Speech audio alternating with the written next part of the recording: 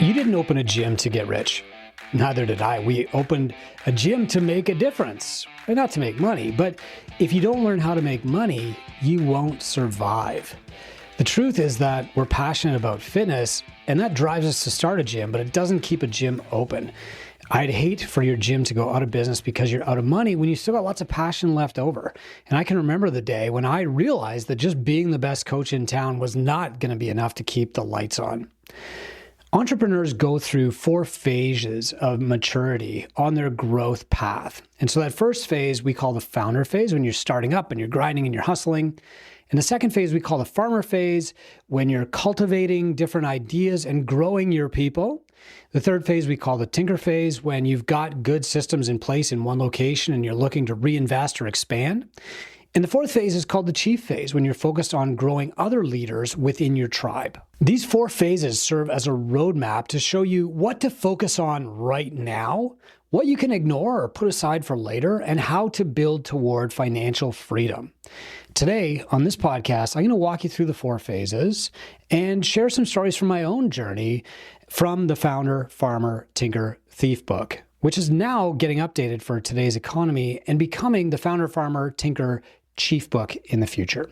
I want to talk about why most gym owners get stuck first. We're all subject to a lot of advice now. You know, when I was starting out, it was hard to find business advice, and most of the stuff that I was finding was wrong. It was just, we're all a bunch of alphas out there, and nobody wants to admit when they're doing not very well, and everybody kind of plays up how well they're doing, and it's really easy to think that everybody's doing better than you. And the reality is that very few people in the fitness industry are actually doing well, no matter how many you see claiming it. And so you get stuck because you get all this advice, and you get it on podcasts, and you get it from books, and you get it from videos just like this one. And you don't really know who's telling the truth, who should you listen to, who is kind of overplaying their hand a little bit, and who's just trying to take your money. Let's face it. How do you know that? And the problem is that with all this information coming in, you get overwhelmed, you get paralyzed, maybe I should focus on TikTok, maybe I should be doing Instagram stuff, I got to go clean the floor, I got to run this class, what about my own fitness? And you find yourself at the end of every single day looking back and going, man, my gym didn't really grow anything today. I hope it grows tomorrow. I hope something different happens tomorrow. But the difference that has to happen is you have to mature as an entrepreneur. You have to move out of the founder phase and into the farmer phase. I'm going to tell you how to do that today. But the most important thing is that you can focus on the work that you need to do right now and not try and do everything, follow every launch, read every book, because you're just going to get more knowledge without actually changing your business. When I found my first mentor, the best thing that he gave me was focus. And I went into this first meeting and I thought okay, Dennis is going to teach me how to market. And he said, Chris, I've heard stories about your gym. You do not want people like me coming to your gym right now, because we'll come in once, we might be polite about it, but we'll leave and we won't come back. You need to fix your gym first. You need to make it appealing to the audience that you want to attract. You need it to be attractive to people so that they stay once you do start the marketing. Don't buy any advertising like you're tempted to. And that's actually what launched me down this path. I started a blog called don'tbuyads.com as a reminder to myself that advertising a poor gym was just going to kill me in the long run, that people would come in and they would go out too quickly. So what did I actually need to do at that phase? Well, that's what Dennis walked me through, and I'm going to share that with you now. The problem was that I was about 4 years into gym ownership at that stage, at that time in my career, but I was still in the founder phase. I was still trying to do everything myself. I had hired staff, but I was micromanaging them. Nothing was written down. All the decisions were in my head. I thought everybody just knew what I knew because it was common sense. I was mopping. I was coaching the classes. I was working out. I was answering the phone. I was paying the bills. I was running the payments. I was doing the sales. And in the leftover time, I was doing the marketing. So, of course, I wasn't doing the marketing at all. And I had this opportunity to work on a corporate partnership. And I thought, oh, boy, I got to jump on this. And I actually brought this to the first meeting I ever had with my mentor, Dennis. I'm like, how do I lock this down? It's going to go away. I'm going to miss this opportunity. And he's like, Chris, if you bring these people into your gym right now, they will hate it. They'll tell their friends and they'll never be back. He gave me that tough love. And, he had me start by cleaning my bathrooms. Okay, I get it that this is a long play, but I was still very impatient. And then he had me hire a cleaner with money I didn't really have, but he had me reinvest that time into marketing. And it's a story that I've shared a few times, but I paid that cleaner $15 for the hour and I made $450 and the light bulb started to go on. Okay. The thing is here, like, a lot of us think that because our gym has been open for a while that we must know what we're doing, right? Like we've dodged the bullets. But what we can't tell from inside is that maybe we've been lucky. Maybe we haven't really faced any hardship yet. You know, it's really easy to be a good business owner when the market is good. It's really hard to be a good business owner when the market isn't good. A rising sea lifts all boats. And then when the tide goes out, we see who's not wearing a bathing suit. And this is really like an important thing to understand is that you might be still in the founder phase, even though you've been doing this for a long time. There are a lot of gyms out there who have been around for a decade, 20 years even, and they've survived, but they've never really grown. And the owner is burned out and they're not making any money. I do not call these people successful entrepreneurs. And so you can't skip steps. You've got to solve the founder problems, then the farmer problems, then the tinker problems, and then worry about the chief problems in stages. I'll give you an example of skipping steps. When my gym was brand new, I was getting advice from CrossFit discussion boards, from the NSCA discussion boards, from Yahoo groups, everywhere I could find to get advice. And the recurring advice that seems to have been buried now is like you start really, really small in the smallest space you can find. You sign the shortest term lease you can find. You build your own equipment. And only when people are doing burpees on the sidewalk outside do you start thinking about expansion. That message has been kind of lost. But a lot of those owners were actually fine in their first couple of years. The people who started tiny and scaled up.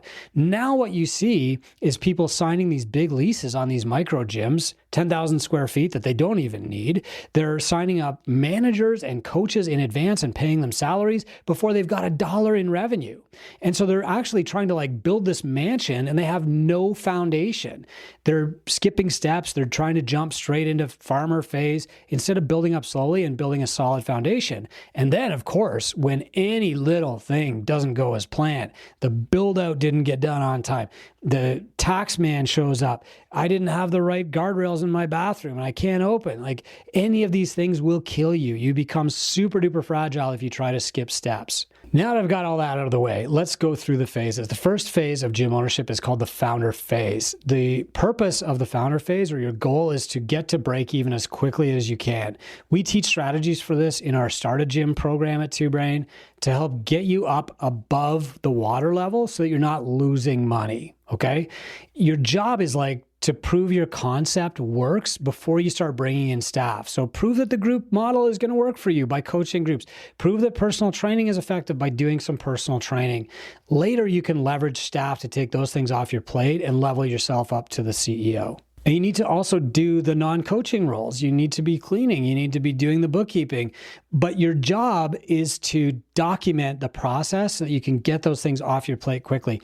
The first time you ever clean your gym, you should be writing down exactly what you do. Where did you put the soap? Do you use hot water or cold water, etc.? So you can get that off your plate eventually quickly. But in the founder phase, you're going to be wearing every hat until you document the process, and then you can hire somebody else. You also need to keep your expenses minimal. You need to bootstrap wherever you can so that you know where the money is coming from and where the money is going. You need to develop systems for financial tracking and watching your cash flow instead of just checking your bank account every morning like I did for the first 4 years. As soon as you develop those things, you can start to ascend and hire other staff. There are a lot of pitfalls here though, right? If you think like, oh, I'm the real CEO, I'm going to hire somebody to do the cleaning and somebody to do the bookkeeping and somebody, then you won't understand how those jobs are done and you won't be able to lead somebody else effectively. You won't be able to coach them to do better or even evaluate how well they're doing. You'll be shooting from the hip, making guesses from your gut all the time instead of actually being prepared to lead these people to do better. Rock climbers have an analogy that the first person to ascend the climb is the one that names it. You need to be the first person to ascend every climb in your business. You need to be the first to run payroll so that you can document it. You need to be the first to clean so that you can document it. You need to be the first to do the social media posting so that you can document it. Until it's documented, you can't hand it off to anybody else. This is part of how you get out of founder phase. I was really lucky. I was terrified and I had no money. And so the money that I spent at startup was very carefully spent. Yeah, I wasted some, definitely. I bought a lat crossover machine that I never ever used. But the reality is that in that phase, I was okay. I can grind. I can work a 70-hour week and I can be tight with money. Eventually, though, you're going to get burned out of the founder phase and you need to evolve to get into the farmer phase. You just can't skip that step of writing down your SOPs and your processes and documenting exactly how you do things. Because as soon as you hire somebody, you're trying to move into the farmer phase. And if you haven't done that stuff, you're going backward. You're just going to wind up wasting a ton of money and time trying to micromanage somebody who doesn't know what to do correctly or coach somebody who's just not going to get any better. Okay, so now you're in the farmer phase. The goal here is to build predictable personal income. This is how you know that your business works, is that you're able to pay yourself what you deserve to be paid. Before you hire anybody else full-time, you have to prove that your business is capable of paying somebody full-time. That's you. You're the crash test dummy for the business. You cannot ask somebody else to quit their full-time job or, tie their future to you until you know that the business is capable of paying somebody full-time. That has to be you first. Okay. There's other reasons for this too, for paying yourself first. Let's face it. Nobody goes out of business because their staff quits. Everybody goes out of business when they can't eat, when the owner can't pay themselves. That's what kills gyms. There's 10,000 former CrossFit gyms that have gone out of business. If you find any of those owners online, they're not bragging about it, but if you can find them, they'll tell you the reason I went out of business was XYZ. I was too stressed. I was working too hard. I got burned out. Another gym opened up next door. It's CrossFit's fault. It's the other gym's fault. It's my coach's fault. It's my client's fault. But the bottom line to all these is money. Money solves the stress problem. Money solves the overwork problem. Money solves the competition problem. If you have money, these things are not problems. The reason that these gyms all go out of business, eventually, if you dig deep enough, is that the owner didn't make enough money. And so you need to pay yourself first. The next core action in the farmer phase is to hire. But you have to hire the lowest value roles first. You have to hire the cleaner, the admin. Before you hire a group coach or a personal trainer to replace yourself, you start by investing in the lower value roles, buying yourself back some time, and then reinvesting that time into high value roles like marketing and sales. To successfully hire these people, you have to have playbooks, checklists, things for them to follow so that they know how to do their job. And you need to avoid the technician's curse, which we all do, of going out and hiring another coach. Because if you try to hire a replacement for yourself in your primary delivery role, you will spend all your time thinking about what they're doing wrong because they'll never live up to your expectations. Instead, hire a cleaner or an admin, give them a checklist, give them a playbook. You do that. I'm going over here to do this. I'm going to learn marketing. I'm going to do sales. Okay. You also need to keep an eye on the money. So you have to understand that you're building a platform on which other people can build careers. And so instead of paying your staff a salary right out of the gate and jeopardizing your own income, which jeopardizes the whole gym for everybody, you need to adopt models of how you're paying people for their time. We teach this in Two Brain. It's called entrepreneurialism. You're giving people the opportunity to make a living with your clients on your platform with your systems, and you can pay them up to 44% of the revenue collected by their service. This is amazing for them if you think about it, because it's so much cheaper than them starting their own business, and 44% is more than you're making on any of the other services in your business too. You also need to look at your pricing, look at your marketing. Like farmer phase is busy, it's chaotic, it's crazy, but if you set yourself up properly in the founder phase, you'll get through it much more easily. If you try to ascend too quickly and just delegate or abdicate responsibility for growth and, running your gym, you're just going to go backward and you're going to get pulled right back into being a founder again.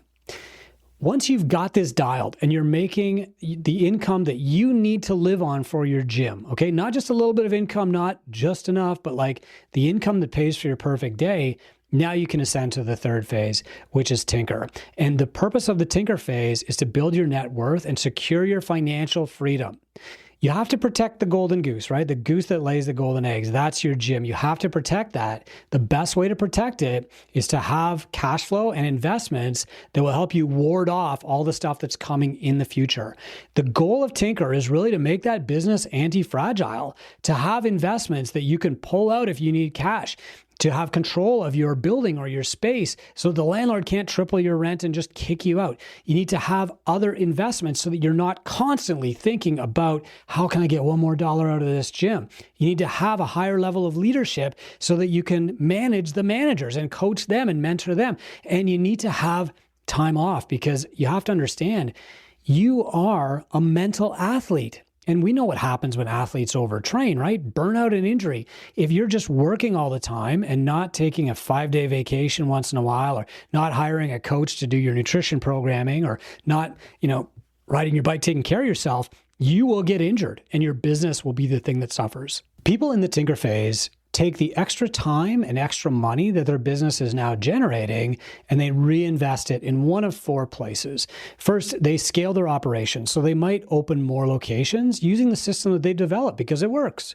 Second, they might take the money and invest it in stocks or property or crypto. Many of the gym owners in Two Brain wind up buying the building that their gym is in, but if that's not affordable, they might buy a different building or they might put the money somewhere else. They get the money out of their business and get it working for them instead of leaving it there to be taxed or sued away. They also invest in themselves. They invest in their leadership. They invest in mentorship, and they invest in health, their lifestyle. They invest in their mental state. They invest in their physical state. They get coaches. They take breaks. Maybe they buy a really cool bicycle like I did. The pitfalls in Tinker Stage are a little bit of freedom. For the first time, you've got a little bit of extra time, a little bit of extra money, and you've been ruminating on different ideas, maybe for a decade, maybe for 5 years, 1 year. And you think like, now I've got time to open that coffee shop, right? I've got a successful business. Why don't I start over in a business that I know nothing about and just totally destroy my life again? And I have this story. I ran into a good friend of mine from my powerlifting days. After, 10, 15 years of opening my gym, I ran into him at this gas station, and in the back of my truck was my bike. And he's like, "Hey man, that's a cool bike. What are you doing?" And I'm like, "Well, I'm not training in the gym very often anymore. I'm training on the bike. I just love being outside the gym." And he laughed and he said, "Yeah, I always wondered how you could train in the business that you own. Like most entrepreneurs, they don't want to go to their own restaurant for lunch. They don't want to work out in their own gym. It's too distracting." And I said, "Yeah, well, I learned that lesson the hard way." And he's like, "Well, what's next for you?" And I said, "Oh, my wife and I are going to open this little cafe." And he says, "Coop, why would you ruin the other thing that you love in life?" And that hit me hard. And he's right. Like, what I should do is make money from my gym and go to cafes and drink their coffee instead of having to own it. There's a process, and we mature as entrepreneurs at each stage. And one of the signs that you're maturing in the Tinker stage is that you're not tempted to try and do everything. Because as entrepreneurs, we have so many ideas. We need to learn that we could do anything, but we can't do everything, and we don't need to do anything right now. There's so many stories from our Tinker program. These are the top 100 gym owners in the world. And, many of them will dabble a little bit. They'll buy some crypto, they'll buy some stocks, they'll do an Airbnb, or, some buy a laundromat, or I bought a self-storage business. They'll dabble a bit. They'll try a few things, and then they'll quickly learn like, I'm not that interested in Airbnbs, or, actually the self-storage business is not as passive as I thought. And they'll come back to 1 or 2 primary investments. The thing that they have to remember is that you want to have like 1 or 2 high-risk investments and 1 or 2 conservative investments, and that's it. Because every other investment has this learning curve, trial and error. It's distracting. You also have to remember that your gym is a high-risk investment, and you will always need to pay attention to that as long as you own it. So far, the founder phase is about starting a business, right? Setting yourself up for long-term wealth and leverage and control of your destiny for you and your family. The farmer phase is about buying back your time by hiring staff or, AI bots or software so that you can be free to focus on growing the business until it's paying you as much as you want to earn. The tinker phase is when you're earning as much as you want to, and now you need to reinvest for the future so you're not living this grind life for the next 30 years. And finally, the chief phase is about creating other leaders and expanding your impact to your community. So years ago, when I wrote Founder, Farmer, Tinker, Thief, I thought that the point of tinker phase especially was make lots of money and give it away. And so I envisioned the last stage of entrepreneurship as more like a Robin Hood phase. You know, the Bill Gates, I'm going to start a foundation, and I'm going to take money from myself, from my friends, and I'm going to give it to people who need money. And I'm going to give it my time to people who need mentorship. And I'm going to give my time to charities like the local food bank that just need bodies on the ground. And to me, that seemed really noble. But what I forgot was that as noble as Robin Hood is, you know, in the thief phase, and as great as it is to have lots of money to give away, no entrepreneur is ever done. The thief phase, in hindsight, kind of feels like, okay, I'm done with business. And the reality is that our society needs entrepreneurs to continue with business. You know, our entire society, our democracy, our economy, our healthcare system, our roads, our policing, all of these things rest on the free market economy. What builds that economy? What pays for the policing and the healthcare and the insurance and the government even? You know, it's the entrepreneurs. The entrepreneurs are the only ones that build the economy. The entrepreneurs are the ones that generate the taxes that pay for all that other stuff. The entrepreneurs are the ones who create the jobs. Governments don't create jobs. Unions don't create tax revenue. The markets don't create money that pays for our social services or our way of life. Entrepreneurs do. Only entrepreneurs do. All those other things follow the success of entrepreneurs. We need more entrepreneurs building a bigger foundation if we want to continually grow and improve our society. And that's what chief phase is all about. And so in hindsight, while I do think it's important to make money and give it away, because lots of people need money who are not good at making it, that's only one component of our responsibility. Thief phase is an opportunity. Chief phase is a responsibility. Let's face it, there are a lot of things that are threatening our way of life and our society right now. There's a lot of upheaval, you know, and AI is part of that. And there's always other things that are part of it too. These things will never go away. The buttress against totally destroying our society, going backward, is wealth. You know, if our society has lots of wealth, then we don't really worry about, you know, paying the taxes because we like where the money is going and it's going to good places and it's building our society and making life better for everybody. And that is why we need the people like you, like me, who started a business to help people. We need those people to have money. We need them to have influence so that we can continue to build our society and keep making it better. And I think especially now, post-pandemic and going through economic shifts and, you know, political change around the world, it is more important than ever that entrepreneurs get a seat at the table and keep growing things in the right direction. How do we get a seat at the table? By growing our business to the point where we don't have to be the one baking the cookies, running the classes anymore. If we take the best people in the world with the best intentions and give them money and influence and leadership training, wow, our world will continue to move forward. If we keep waiting for, you know, the politicians to get it right, or the right union to go on strike, or the stock market to magically fix itself, we're just going to keep going backward. And so more than ever, it is crazy important that the best leaders in the world with the best intentions become the leaders of the world and create other leaders to carry on the legacy from them. That might sound a little grandiose. Maybe I'm being a little hyperbolic here, but there's no better person than you and me to have money and influence and control of our destiny. That's why I want you to ascend. Yes, I want you to be successful. Yes, I want your gym to stick around to change the health and fitness of the people who come there and ultimately your community. Yes, I want you to create great jobs for other people. Yes, I want your kids to get Taylor Swift tickets or whatever they want. Yes, I want your kids to go to school. Yes, I want you to be able to retire. But more than anything, I want you to actually activate the potential impact that you can have on this world. It is enormous and it is real. We can do a lot of good in our lives. we can change the lives of thousands of people through something as simple as creating a micro gym. We can create meaningful careers that people love. We can change the lives of our family and our neighbor and our community. Now it's time to change the world. That's not just rhetoric. We can actually do it by empowering more entrepreneurs. The key is you have to progress as an entrepreneur stage by stage. You have to start in the founder phase. You have to hustle and grind, right? That romantic notion that everybody thinks entrepreneurs love, and we do love for a little while, but eventually kills us. You have to go through the farmer phase. You need to learn how to lead your staff. You need to learn how to leverage people to get the result that you want and build a successful gym. You have to work through the tinker phase. You have to plan for the future. You have to set wealth aside so that you can weather the storms that are going to come and provide for your kids in the future and create a legacy. And then eventually, I hope that you'll move up to chief phase and produce other leaders who will do as much good as you're doing out there right now. I'm Chris Cooper. This is Run a Profitable Gym. And look, I'm losing my voice. I get very passionate about this topic.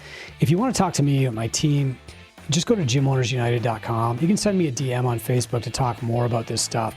In the next episode, I'm going to talk about leadership and how our leadership has to evolve as our business evolves through these 4 phases.